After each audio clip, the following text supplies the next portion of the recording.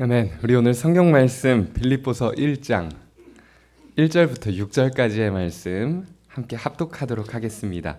신약 성경 318페이지 색인에 보시면 빌골살 이렇게 돼 있죠. 빌립보서 1장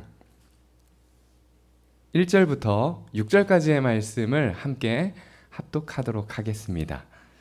그리스도 예수의 종 바울과 디모데는 그리스도 예수 안에서 빌립보에 사는 모든 성도와 또한 감독들과 집사들에게 편지하노니 하나님 우리 아버지와 주 예수 그리스도로부터 은혜와 평강이 너희에게 있을지어다. 내가 너희를 생각할 때마다 나의 하나님께 감사하며 간구할 때마다 너희 무리를 위하여 기쁨으로 항상 간구함은 너희가 첫날부터 이제까지 복음을 위한 일에 참여하고 있기 때문이라. 너희 안에서 착한 일을 시작하신 이가 그리스도의 예수의 날까지 이루실 줄을 우리는 확신하노라. 아멘. 우리 옆에 계신 분들과 인사합시다. 함께 예배할 수 있어서 참 좋습니다. 함께 예배해서 참 행복합니다. 인사하시기를 바랍니다. 네, 성가대분들이 많아지셔가지고 인사를 좀 더 길게 해야 되겠는데요. 한 번 더 인사합시다.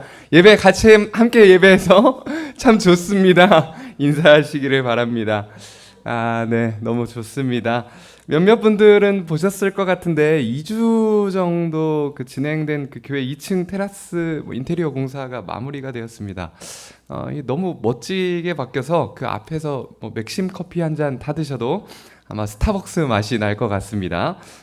그런데 2층 식당 구조도 조금씩 바뀌고요. 또 교회 정원도 아주 조금씩 정돈되어져 가는 것을 보면서 참 많은 분들이 교회를 아끼고 사랑하는 마음으로 돌보고 있다라는 것을 제가 새삼 느끼게 됐습니다. 물론 어떤 부분들은 여전히 조금 망가진 것처럼 보이기도 하고요. 또 어떤 부분들은 아직 공사 중인 것처럼 보이는 부분들도 있을 것이지만 분명한 것은 사랑하는 마음으로 매일 조금씩 돌보는 사람들이 있기 때문에 우리 교회는 매일 조금씩 더 아름다워질 것입니다. 어제보다 오늘 그리고 오늘보다 내일 더 아름다워질 교회를 기대하며 함께 예배하고 함께 섬기는 그런 저와 여러분들 되시기를 간절히 축복합니다. 오늘부터 우리가 3주 동안 함께 나눌 말씀은 빌립보서의 말씀입니다. 빌립보서, 이 빌립보서는 누가 기록했을까요? 네, 사도 바울입니다. 에베소서, 골로새서, 그리고 빌레몬서와 함께 바울이 감옥에서 기록한 편지입니다. 바울은 우리가 잘 알고 있듯이 다메섹으로 가는 그 길에서 예수님을 직접 만났습니다. 그리고 자신의 모든 삶을 다해 복음을 전하며 살아가게 되죠. 많이 들어보셨듯이 바울은 1차, 2차, 3차 선교 여행을 통해서 수많은 지역에 교회가 세워지고 이 수많은 성도들의 믿음을 굳건하게 하는 그런 삶을 살아갔습니다.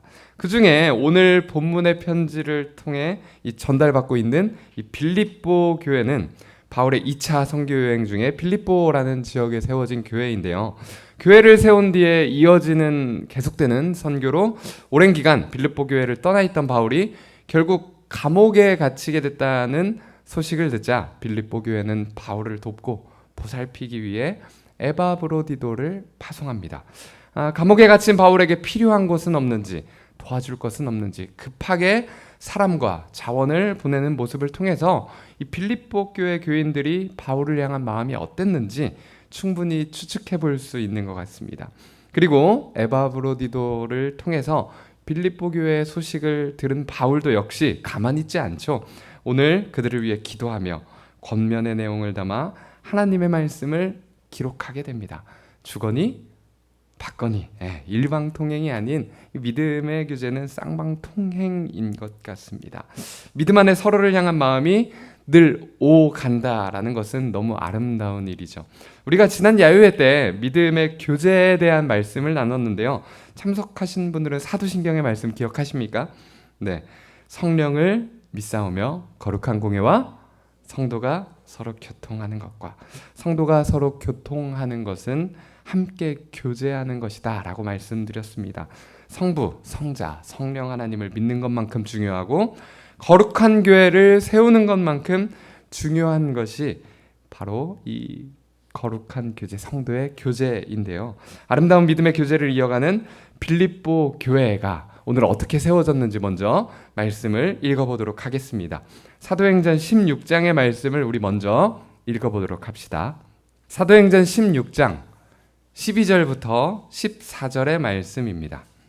거기서 빌립보에 이르니 이는 마게도냐 지방의 첫 성이요 또 로마의 식민지라. 이 성에서 수일을 유하다가 안식일에 우리가 기도할 것이 있을까 하여 분박 강가에 나가 거기 앉아서 모인 여자들에게 말하는데, 두아디라시에 있는 자색 옷감 장사로서 하나님을 섬기는 루디아라 하는 한 여자가 말을 듣고 있을 때 주께서 그 마음을 열어 바울의 말을 따르게 하신지라. 아멘. 어떤 분이 실수로 가스렌지에 콜라를 쏟았다는 글을 제가 봤습니다. 이 콜라가 굉장히 끈적거리는 음료지 않습니까? 그렇죠? 그런데 이 너무 끈적거리는 음료를 많이 쏟아서 당황해가지고 어떻게 닦아내야 될지 몰라서 인터넷에 가스렌지 콜라 닦는 법 이렇게 검색을 해봤다고 합니다. 뭐가 나왔을까요? 주부분들은 왠지 아실 것 같은데, 콜라를 가스렌지에 일부러 부어서 기름때를 제거한다는 글이 가장 많이 나왔다고 합니다. 실수로 내가 음료를 흘려 더럽혔다라고 생각을 했는데 오히려 더 깔끔하게 청소를 하게 된 것이죠. 우리 이런 것을 전화위복이라고 하지 않습니까? 우리가 실수했다라고 생각하는 일들, 계획하지 않고 의도하지 않았던 일들이 벌어졌을 때 당황하거나 때로는 걱정과 근심에 사로잡히기도 합니다. 그런데 말씀을 보면 가끔 계획하지 않은 일들 속에서 하나님의 섭리를 경험하게 되는 일들이 너무나도 많이 존재합니다. 사실 바울은요, 2차 선교 여행을 다시 아시아 지역으로 가고 싶어 했습니다. 그런데 바로 우리가 방금 읽은 사도행전 16장 9절의 말씀을 보니 환상 속에 마게도냐 사람이 나타나서 마게도냐로 와서 우리를 도와주십시오 라고 이야기하게 되는 것을 보게 됩니다. 분명 바울의 계획은 아시아로 한 번 더 가서 1차 선교 여행에 세워졌던 교회들을 돌아보고 그들과 다시 한번 교제하며 그들의 믿음을 굳건하게 하는 것이 바울의 목표였는데, 환상을 통해서 계획하지 않은 일들을 통해서 그 일들 가운데서 하나님의 섭리를 발견하며 마게도냐, 그리고 그 지방에서 가장 큰 성 중에 하나인 첫 성 빌립보에 지금 도착하게 된 것입니다. 바울뿐 아니죠. 방금 우리가 함께 읽은 말씀 사도행전 16장 14절에 보니까 누가 등장하고 있습니까? 자색 옷감 장수 루디아라고 하는 사람이 등장합니다. 그런데 이 루디아라고 하는 사람의 이 루디아라는 명칭은 이름이 아닙니다. 우리식으로 표현하면 전주댁, 이런 표현 아시죠? 전주댁. 지금 이 자리에 없지만 저희 사모님 고향이 울산입니다. 울산 출신인데 전주로 시집을 왔죠. 그러면 옛날식으로 하면 뭐라고 불러야 됩니까? 전주댁이 아니고 울산댁이라고 부릅니다. 지금 유아부 친구들 예배를 따로 드리고 있어서 자리에 없는데, 오늘 예배 끝나고 이 사모님한테 울산댁 이렇게 한번 불러주시면 오늘 설교가 뭐였는지 되게 궁금해하시겠죠, 그렇죠? 그러면 제가 그때 오늘 유튜브 설교 영상 링크를 딱 주면 한번 들어보라고 이렇게 이야기를 하면 조회수를 하나 더 올릴 수 있겠죠. 그래서 한 5분 정도만 조회수를 위해서 사모님께 울산댁 이렇게 불러주시면 감사하겠습니다. 그런데 이 울산댁이 아니라 이 루디아라고 하는 여인이 무엇 때문에 빌립보에 왔습니까? 신앙을 위해서, 믿음의 여정을 위해서 지금 빌립보에 도착했습니까? 나는 꼭 사도 바울을 만나서 로마의 문화가 가득한 이 빌립보에 하나님의 교회를 세울 거야 라는 그 결단과 계획을 가지고 왔습니까? 아닙니다. 방금 읽지 않으셨습니까? 옷감 장사 하러 왔습니다. 그런데 돈을 벌기 위해 옷감 장사하러 빌립보에 오는 것이 그녀의 계획이었지만, 하나님의 계획은 그녀를 통해 이 땅에 교회를 세우는 것이었습니다. 우리에게는요, 각자의 계획이 분명히 있습니다. 분명한 나의 취향, 분명한 나의 신념, 내가 원하는 나의 삶의 모습이 아주 확실하게 다양하게 존재하죠. 그런데 함께 모여서 예배하는 이 시간을 통해서 내 계획과 나의 생각이 아닌 하나님의 뜻을 발견하게 되는 그런 삶이 되시기를 축복합니다. 우리가 잘 알고 있는 요셉은요, 어린 시절 아버지의 사랑을 독차지합니다. 창세기 37장에 보니까요, 요셉의 아버지 야곱은 여러 아들보다 그를 더 사랑함으로 그를 위하여 채색 옷을 지었다라고 기록이 되어 있습니다. 누가 보더라도 특별한 아들로 그를 키웠던 것이죠. 하지만 그로 인해서 결국 형들의 질투를 받게 되고 행복한 가정에서 사랑받으며 자라야 할 어린 요셉은 타국으로 팔려가게 됩니다. 그런데 오랜 세월이 지나 팔려간 그 이집트에서 수많은 우여곡절을 통해서 총리가 된 요셉은 자신의 형제를 다시 마주하게 되었을 때 이렇게 고백합니다. 창세기 50장 20절의 말씀 우리 함께 읽어보도록 합시다. 당신들은 나를 헤아려 하였으나 하나님은 그것을 선으로 바꾸사 오늘과 같이 많은 백성의 생명을 구원하게 하시려 하셨나니. 아멘. 하나님은 그것을 선으로 바꾸사. 하나님은 하나님 나라의 역사를 위해서라면 누군가를 해하려 했던 형제들의 악한 행동도 선으로 바꾸시는 분이십니다. 오늘 우리들의 삶을 한번 뒤돌아봅시다. 내가 오늘 이 시간 이 교회에서 하나님을 반드시 예배해야 되겠다 계획하셨던 분들이 얼마나 계시겠습니까? 사실 10년 전, 불과 2, 3년 전만 하더라도 제 계획에도 오늘 이곳에서 설교하는 것은 제 계획에 없었던 일입니다. 우리 맨 앞에 앉아있는 우리 초등학교 1학년의 두 친구들, 이 말씀을 열심히 들으면서 메모하고 있는데 너무 아름답죠, 그렇죠? 이 아이들이 자신의 특별한 계획을 세우면서 막 내가 5살 때는, 7살 때는, 8살이 되면 이 앞에 앉아서 꼭 말씀을 듣고 열심히 기록해야 되겠다 이런 계획이 있었겠습니까? 없었습니다. 하지만 하나님께서는 수많은 사건과 사람과 다양한 방법을 사용하셔서 우리를 이곳으로 인도하시고 하나의 교회가 되게 하시며 선하신 뜻을 이루셨습니다. 어떤 분은 아주 잠깐 단 한 번 예배하기 위해 오셨을 수도 있습니다. 또 어떤 분은 우연히 지나가다가, 또 어떤 분은 타인의 권유로 어쩔 수 없이 앉아 계셨을 수도 있을 것이죠. 하지만 하나님께서는 우리의 계획과 상관없이 가장 선하신 뜻을 이루실 것입니다. 내 계획을 이루기 위해서 예배하는 것이 아니라 하나님의 선하신 뜻을 발견하며 그 뜻을 따라가는 그런 저와 여러분들 되시기를 간절히 축복합니다. 다음으로 오늘 본문에서 하나님의 섭리 속에 하나님의 교회가 된 빌립보 교회는 앞에서 말씀드렸듯이 사도 바울과 아주 각별한 사이가 됩니다. 감옥에 있는 바울을 걱정하며 에바브로디도를 보내기도 하고, 또 바울도 빌립보 교회를 걱정하며 편지를 보내게 되는 것이죠. 그런데 그 각별함이 오늘의 본문에 아주 잘 드러나고 있는데요. 빌립보서 1장 1절의 말씀만 우리 함께 읽어보도록 하겠습니다. 그리스도 예수의 종 바울과 디모데는 그리스도 예수 안에서 빌립보에 사는 모든 성도와 또한 감독들과 집사들에게 편지하노니. 아멘. 사도 바울의 편지를 살펴보면 굉장히 정리가 잘 되어져 있는 것을 알 수 있습니다. 대부분의 편지가 시작하는 곳에서는 수신인과 발신인에 대해 써졌고, 또 이어서 첫 인사를 하고, 또 그 다음에 이어서 하고자 하는 이야기를 합니다. 본론이죠.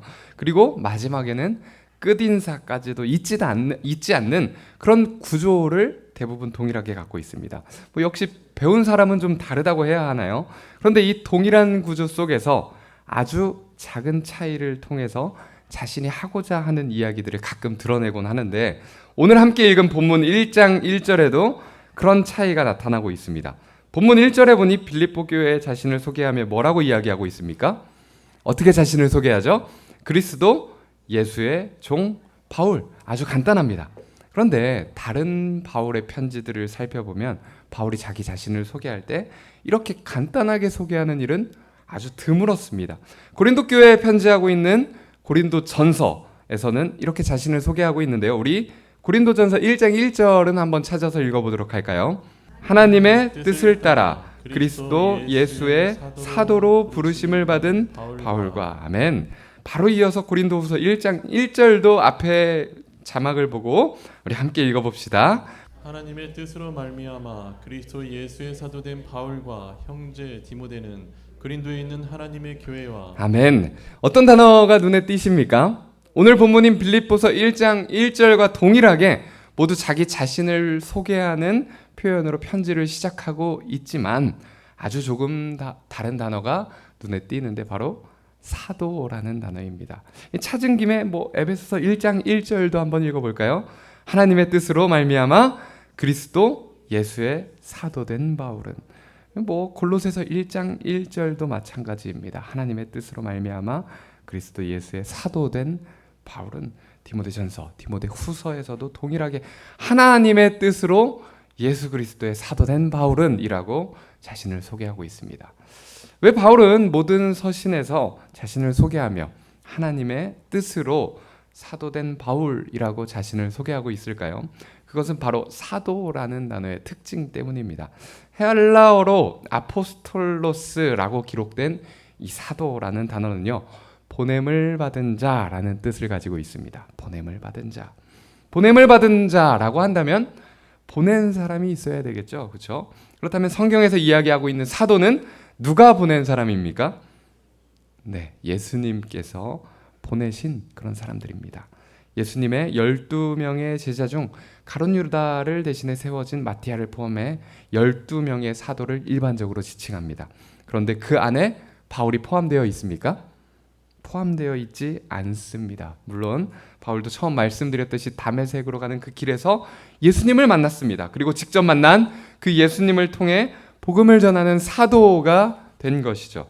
그런데 기존에 교회를 다니던 사람들은 12명의 사도만 사도라고 인식하는 사람들이 있었기 때문에, 많았기 때문에 각각 교회에 편지할 때마다 자신이 하나님의 뜻 안에서 예수 그리스도의 보내심을 받은 사도임을 밝힐 수밖에 없었던 것입니다. 그런데 중요한 이야기로 다시 돌아와서 오늘 빌립보 교회의 편지 시작에는 이 사도에 대한 언급이 있었습니까? 없었습니까? 없었습니다. 사도 바울과 빌립보 교회의 관계는 자신의 가치를 설명할, 증명할 필요도, 자신의 상황에 대해서 변명할 필요도 없었던 것이죠. 삶을 살아가다 보면 가끔 많은 설명이 필요할 때가 있습니다. 말뿐만이 아니죠. 중요한 가치를 전달하기 위해서 과장된 행동을 하거나 구구절절 설명들이 필요할 때가 분명히 있습니다. 그런데 가끔은 아무런 말을 하지 않아도, 수많은 수식어가 붙지 않아도 이해되는 순간들이 분명히 존재합니다. 누가 어떤 이유로 무엇이 잘했고 잘못했고 이야기하지 않아도 단 한 번의 몸짓으로 모든 것을 설명할 때가 있고, 아무런 행동도 하지 못하는 그런 순간에도 서로의 눈빛만으로도, 아주 작은 떨림, 그 숨소리만으로도 모든 것이 이해가 되는 그런 순간들이 분명히 존재합니다. 빌립보 교회와 사도 바울의 관계가 지금 이러한 관계가 된 것이죠. 내가 복음을 전하는 것이 어디로부터 온 것인지 말하지 않아도 아는 관계, 내가 생명을 걸고 교회를 위해 헌신하는 것이 어디로부터 온 것인지 구구절절 설명하지 않아도 충분히 이해가 되는 그런 관계.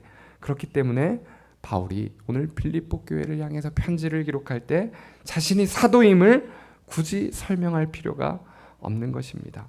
오늘 본문 빌립보서 1장 1절은 특별히 말하지 않아도 서로를 이해하는 그 마음의 근거를 이렇게 이야기하고 있는데요. 무엇입니까? 1장 1절의 말씀을 다시 한번 읽어봅시다. 그리스도 예수의 종 바울과 디모데는 그리스도 예수 안에서. 아멘. 그 근거가 무엇입니까? 그리스도 예수 안에 있기 때문입니다. 빌립보 교회와 바울이 그러했던 것처럼 저와 여러분이, 그리고 모든 성도와 성도의 관계가 그렇게 되기를 축복합니다. 우리는 각자 다 다른 생각과 가치관이 있지만 우리는 예수 안에 있기 때문에 서로를 이해할 수 있을 것입니다. 우리는 정치, 문화, 성격, 나이, 성별 모두 다 다르지만 예수 그리스도 안에 있기 때문에 서로를 오해하지 않고 말하지 않아도 이해하고 서로를 생각하면 애틋하고 뭉클하고 서로 사랑하는 그런 공동체가 될 것입니다. 예수 그리스도 안에서 늘 사랑하며 서로를 이해하며 살아가는 우리가 되기를 간절히 축복합니다. 마지막으로 오늘 본문에 나타난 바울과 빌립보 교회의 두 번째 신뢰의 근거의 말씀을 함께 찾아보고 마치려 하는데요. 본문 빌립보서 1장 3절에서 5절의 말씀 우리 함께 읽어보도록 하겠습니다. 내가 너희를 생각할 때마다 나의 하나님께 감사하며 때마다 너희 무리를 위하여 기쁨으로 항상 간구함은 너희가 첫날부터 이제까지 복음을 위한 일에 참여하고 있기 때문이라. 아멘. 바울과 빌립보 교회는 예수 그리스도 안에서 서로 말하지 않아도 이해할 수 있는 그런 아름다운 관계를 맺고 있지만, 지금 감옥에 있는 바울은요, 빌립보 교회 안에 생겨난 몇몇의 사건과 사고의 소식을 듣게 됩니다. 시간 관계상 자세한 내용은 다음 주에 조금 더 살펴보도록 하겠습니다. 그런데 그 크고 작은 사건과 문제의 상황을 전해 들은 바울은 어쩌면 빌립보 교회에 실망했을 수도 있습니다. 그 집사님이, 그 장로님이 그런 행동을 하셨다고? 그 교회 안에 내가 정말로 아끼고 사랑하고 말하지 않아도 다 이해했던 그 교회 안에 그런 문제가 발생했다고? 실망했을 수도 있습니다. 아주 신뢰하는 관계, 완전히 이해한다라고 생각하는 그런 관계도 오해가 쌓이고 쌓이다 보면 가끔 실망을 하기도, 또 관계가 틀어지는 일들이 생기는 것이 어쩌면 당연합니다. 아마 오랜 관계 속에서 비슷한 경험들이 있으실 것입니다. 분명히 상대방을 위한 것이라고 생각하고 배려하고 건넨 말인데 이상한 오해를 통해서 서로 다툼이 생기는 그런 일들이 종종 발생하죠. 저도 앞에 말씀드린 그 울산댁과 아주 가끔 다투곤 합니다. 물론 대부분 제 잘못으로 다투게 되는 것이죠. 남편들 기억하셔야 됩니다. 부부간에 생기는 다툼은 누구 잘못이다?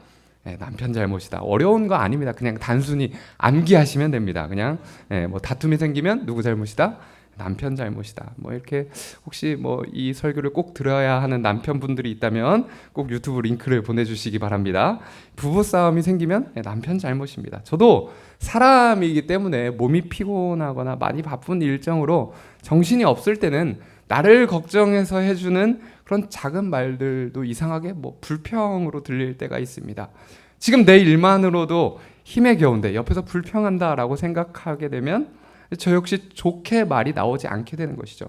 그러다 보면 싸움이 되는 것입니다. 그런데 그런 오해로 다툰 후에 아무런 말이나 해명이 없어도 저를 위해서 준비해 놓은 간식, 고이 접어 준비해 둔 그런 옷가지들을 볼 때면 그냥 마음이 저절로 풀릴 때가 있습니다. 이해가 되시나요? 가끔은 몇몇 상황들을 통해서 마치 이 사람이 나를 더 힘들게 하려 하는 것처럼, 혹은 나를 배려하지 않는 것처럼 보일 때가 있지만 여전히 나를 사랑하기 때문에 할 수밖에 없는 그런 일들을 통해 그 마음이 다시 이해가 되는 것이죠. 바울은 빌립보 교회 안에 여러 문제가 있다라는 소식을 전해 들었습니다. 그리고 그 문제에 대해 이야기하기 위해 편지를 쓰고 있는데 3절에 보니 그들을 생각하면 감사하다라고 말하고 있습니다. 4절에는 그들을 위해서 기쁨으로 기도하고 있다라고 이야기를 하고 있죠. 어떻게 이것이 가능할까요?